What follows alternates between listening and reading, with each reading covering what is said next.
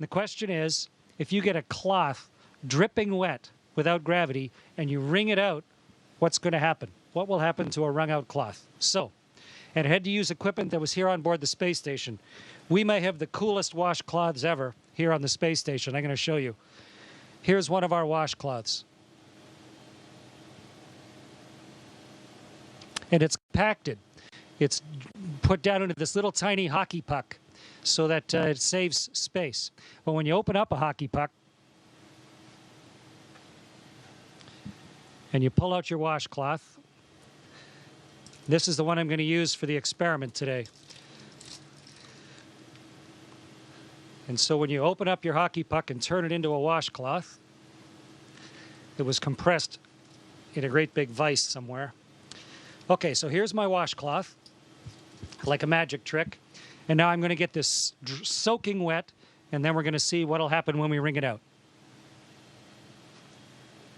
Meredith and Kendra suggested that I dip this in a bag, but bags don't hold water in space. So instead, I filled a water bag. This has drinking water in it.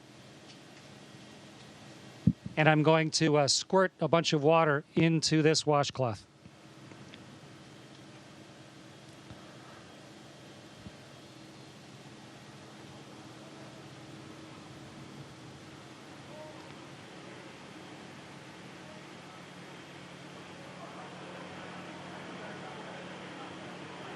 Okay, so here's a soaking wet washcloth.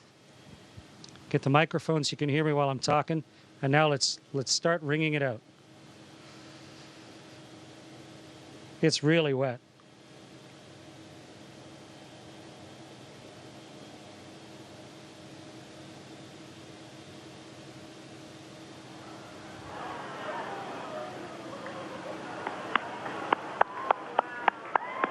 It's becoming a tube of water.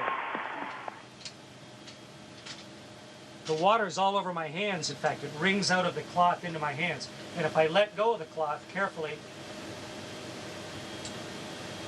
the water sort of has it stick to my hand.